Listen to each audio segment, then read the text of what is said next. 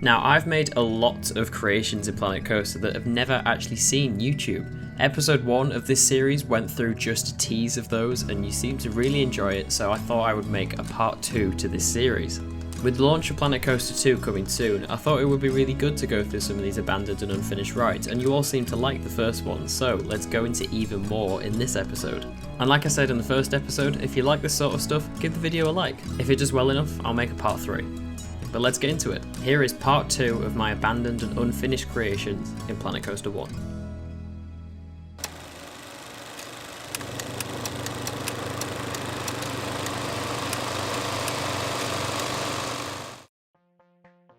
The first coaster we have for this second episode is one that was supposed to be in that park I mentioned in the last one. Park of Pleasure Park was an amusement park that I was going to make. Well, I say going to make. I've made about a third of it, but I don't know whether the project is going to be either cancelled or I might just make it in Planet Coaster 2, obviously because Planet Coaster 2 is coming out. But this coaster was going to be in that park. It's a very small, modern, intimate blitz, as you can see. But I had such a fun time making this. The layout of it, I think this was pretty much the first attempt. Like, I just made it and I was quite happy with it. As you can see, it's mostly custom supported. Well, actually, I say mostly, there's about half the coaster left to custom support, but I tried to go like full on realism with all the custom supports.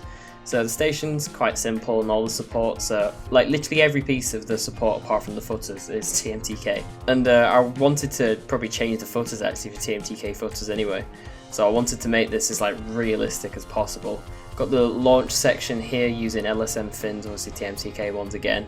But the problem with making intimate blitzes in Planet Coaster 1, don't know what it would be like in Planet Coaster 2, is that this track type doesn't exist. So this is what the track actually looks like. It's the SNSL Loco track, and these are all, can I actually click on the building? There we go. It's nearly 1,000 objects just to do this.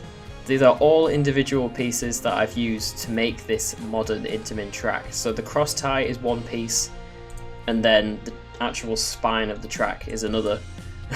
This took a long time to do, but I'm so happy with the way that it looks, because it's like, this is exactly what the newer gen intimate track looks like. So even the track connectors as well, that's one piece, that's another piece, that's another piece, that's another piece. All the flanges and beams and everything, and I went really creative with some of the supports, and this first element I'm absolutely in love with it. So the train basically comes up like this whilst inverting. Top of the top hat is like off axis, and then it drops down into like quite a traditional drop on that side, but just basically imagine Hyperia's outer bank but going the other way. So you're going up the inverting side, but obviously this is less harsh because you've got, I'd probably say this will be more forceful because you've been launched into it, and obviously it's a much smaller element as well, so I didn't want it to be banked as much. But yeah, I'm so happy with the way this coaster looks. And then it drops down here, goes into quite an awkwardly shaped corkscrew, drops down, goes into your 0G stall, which very nicely profiled, drops down through here, through this support structure. Oh, I also added this spine as well, I forgot to say. So the spine's obviously custom pieces as well, which took ages. Then it drops down through here, does a nice steep airtime hill, does another inversion through these supports, which will be really cool, using these same supports to support multiple pieces of track. Is exactly how the manufacturers would do it, because at the end of the day it's just cheaper because it's less supports. Then it has a nice overbank here, again using those same supports coming through, and you get a very sharp like turning airtime hill. You'll see in the POV that I'll put in that is quite sharp. Then there's a nice overbank that very nicely transitions into that inversion, that keeps transitioning into this turn with a little bump in it and then back into the brakes. Like, it's a very short coaster, but for the layout it packs such a punch, and I was really happy with it. Obviously until that park isn't going anywhere anymore. Obviously I had to pick between that park and Deadwood Dale, and I had more inspiration, I suppose, for Deadwood Dale. Like, I just kind of got more carried away with that one, so that's the one I've gone for. And then obviously Planet Coaster 2 was announced, so we'll see whether that park actually gets made. But shall we go on a ride? So it starts off with classic intimate anticipation turn, as they call them. Then it's the launch section. I love this element. I'm going to have to reuse that concept someday. I found it so cool. Then obviously this is the rest of the part of the coaster that just isn't smooth, so apologies for the roughness. drop into the stall. There's a lot of like barreling, swooping turns in this. I wanted to make all the transitions between the elements like really satisfying. So each element flows into each other so nicely. Kind of feels like one long continuous thing rather than being broken up. Like this part here, it was a turn that transitions into an inversion, that transitions into a turn. There you go. Like I said, short but punchy, but I'm so happy with the way it turned out. Gutted I can't use it for anything, but yeah, it's still a great coaster that I enjoy making. Next up, we have the start of an actual park series that I had fully planned out. Now, I might use the theme of this park for another park in the future. It was going to be like a steampunk industrial park and have like slightly different themed areas within it. But yeah, this was a full park that I'd planned out and just never came to be. I probably did this about a year ago, but I'll go through some of the rides.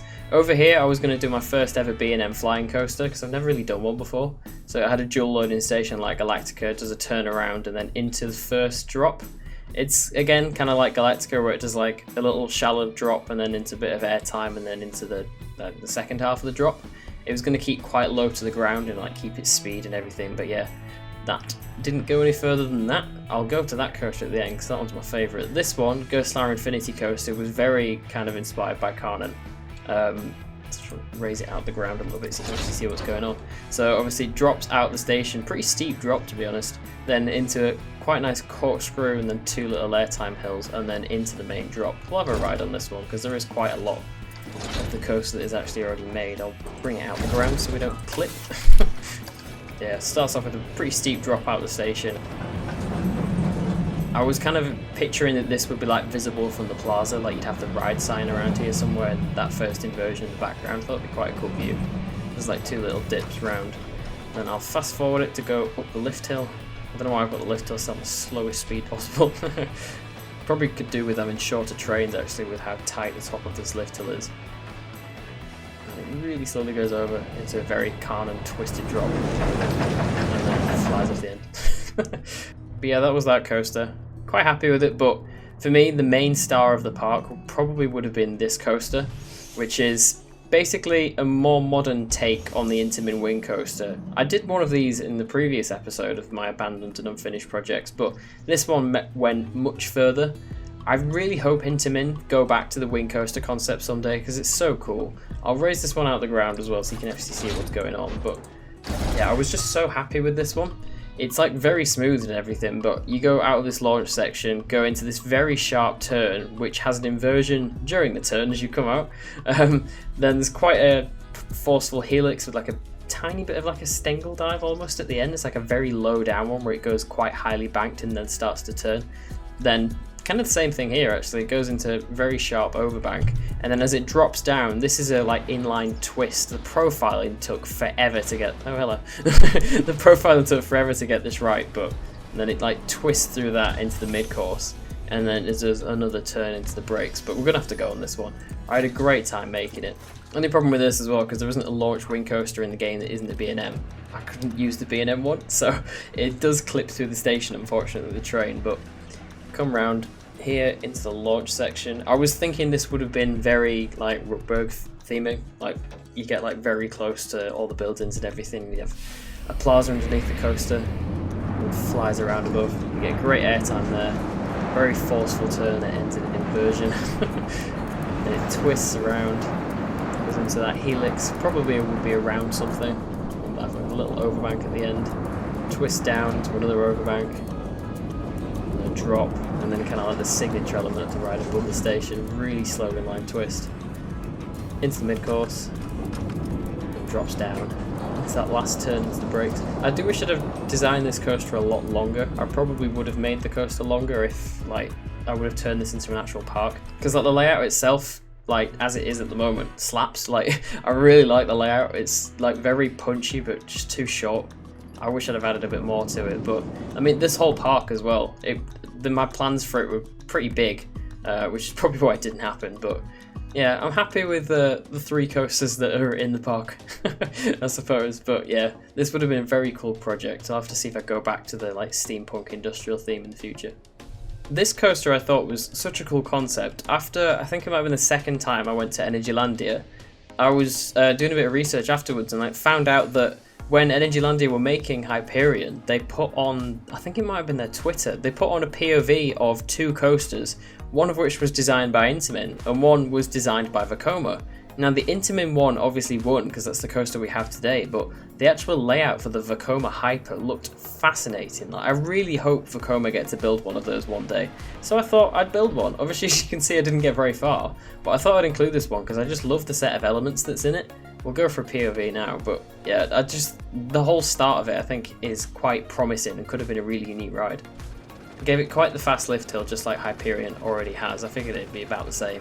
Then into a very steep drop. I kind of wish I'd have made it beyond vertical, but and then this is the element here that I really wish Hyperion would have had, or something like it, because the Vekoma one had a lot of these high-speed turns that were so close to the ground, and I kind of wish Hyperion could have had something like that. But we'll have another go, just because it's such a short ride. But yeah, I love the first drop, but it's that element there, that very sharp turn just after the first drop, that I think would have made that ride so unique and intense. And obviously that gigantic airtime hill. Yeah, would have been cool concept if I'd have kept going with it.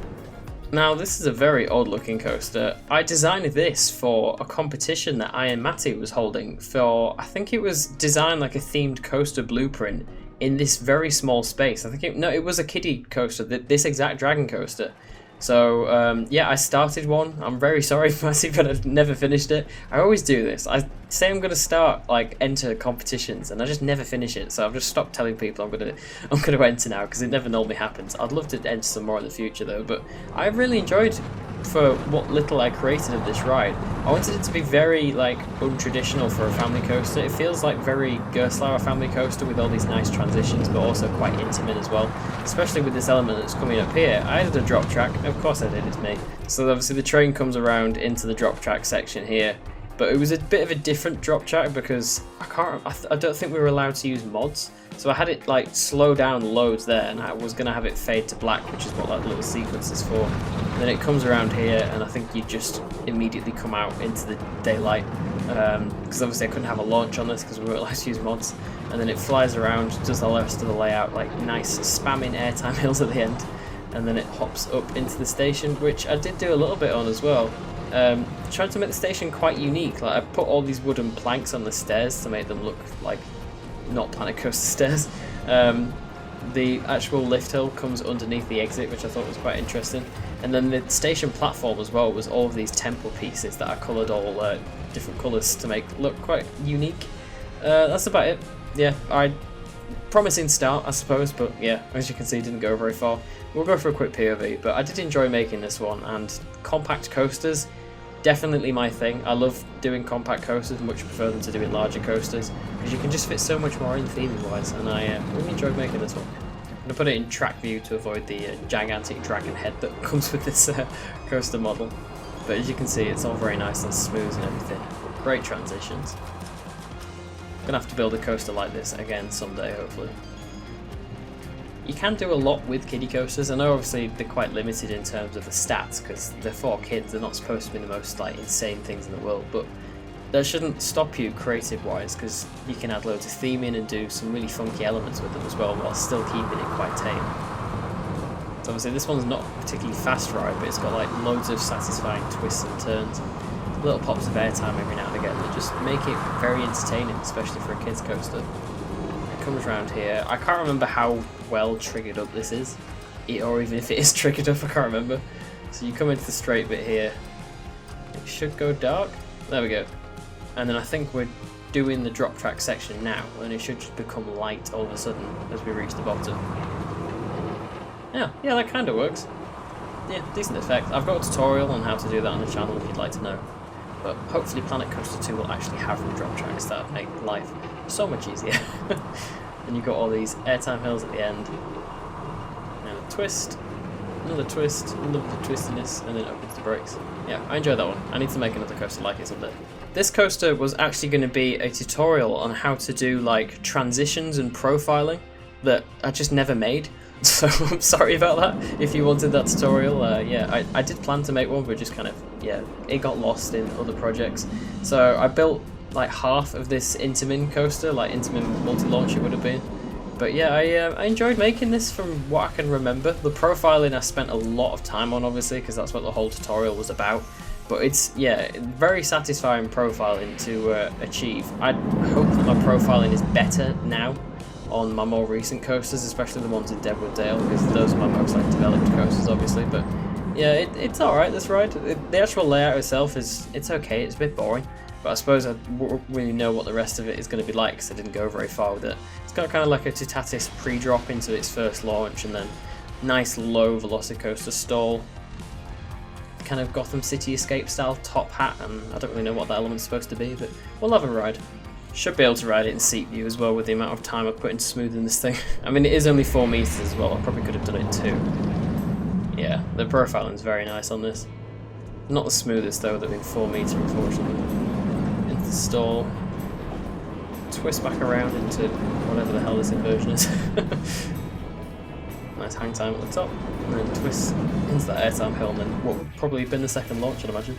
Here we have what would have been another challenge video on the channel of where I made a Intamin Megalight, but with like a more modern Intamin layout. So this is obviously the start of that, and then never progressed any further, but nonetheless I thought it was a pretty cool concept. Obviously on the original Intamin Megalight, this is not a beyond vertical drop. Goes into the turn and then does, I think it's like some twisted airtime hill through here, so I put this very oddly profiled inversion through here as well. And then after this, I can't really remember what it does. I know it's like lots of airtime hills, but I wanted to have like a really interesting snapping airtime hill that goes over the station. And then obviously the rest of the layout, which never happened, but I'm quite happy with the way this turned out. Could be an interesting challenge video for you to try out yourselves, or one for me to do in the future. Probably not in this game, but in Planet Coaster 2 I would definitely like to get the challenge series going again. But we'll have a quick POV. I seem to remember this being relatively smooth. Depends how long ago I made it, I can't really remember. My smoothing technique has changed since. Nice drop. Yeah, that transition was awful. I think this has been too smooth. It's lost quite a lot of its profiling. Yeah, that's not snappy enough. Yeah, it's okay. Could have been better, like I said, but it's an interesting concept to see where it would have gone.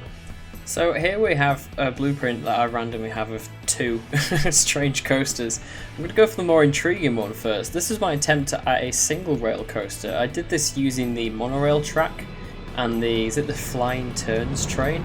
It turned out surprisingly well, you know, better than I thought it would. Obviously you can't change the track colour on this. I don't think you can get a lift hill, so I had to put a launch in. Obviously this is using the mods. And you can't smooth it particularly well like you can in normal coasters. I think like the minimum track length for this is like 12 meters or something, so you are limited as to what you can do, and there's no brakes either, so I had to put a launch section hold here before it comes into the station to slow it down. But yeah, it's an interesting concept. Yeah, like I said, it worked better than I thought it would. Hopefully we don't have to do this in Planet Coaster 2 and it just has single rail coasters. I know we have the single rail Basilisk in this game, but it's like the thicker RMC T-Rex one for like 2 across trains. We don't have the thinner one like the Intamin single rails and the RMC Raptors that have the one row seating. So I wanted to give this a go, and this is what I kind of came up with, so we'll ride it. Fair warning, it's a bit weird. So firstly we go up the invisible lift hill, because obviously this track type doesn't have a lift hill. But these trains actually fit quite nicely. We're going to have a pretty steep first drop into a very strangely profiled dive loop. Then we do like a 0G roll up into this turnaround section that quite a lot of the RMC Raptors have. And then a very slow downwards inversion. Ideally this would have a lot less friction so that it'd run quicker, but you can't change the friction on the trains. And then it comes around into the brakes, well, LSM holding section anyway. Yeah, it's an interesting looking concept, even if the track is made of concrete. Then over here we have a Mack multi-launch coaster that I had the concept for. Now I say multi-launch because it does actually go around twice, and it uses this launch section, I believe, to do a backwards launch first.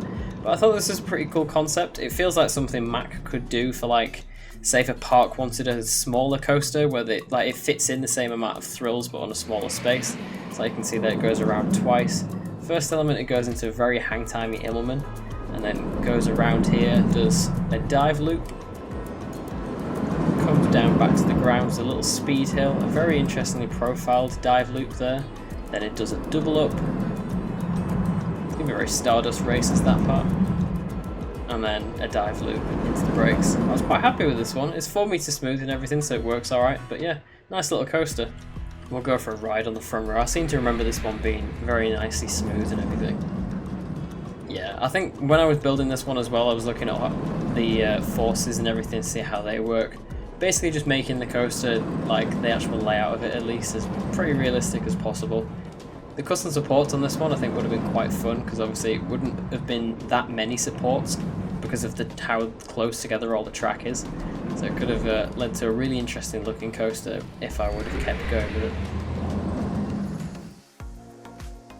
And there you have the second episode of my abandoned and unfinished projects in Planet Coaster 1.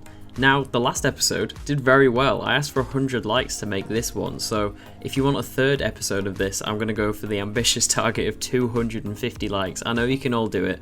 The channel is absolutely blowing up at the moment. I am so appreciative of all of the attention the videos are getting. Thank you so much. It's amazing. The just overwhelming support has been fantastic. Thank you for watching. I'll see you in the next one.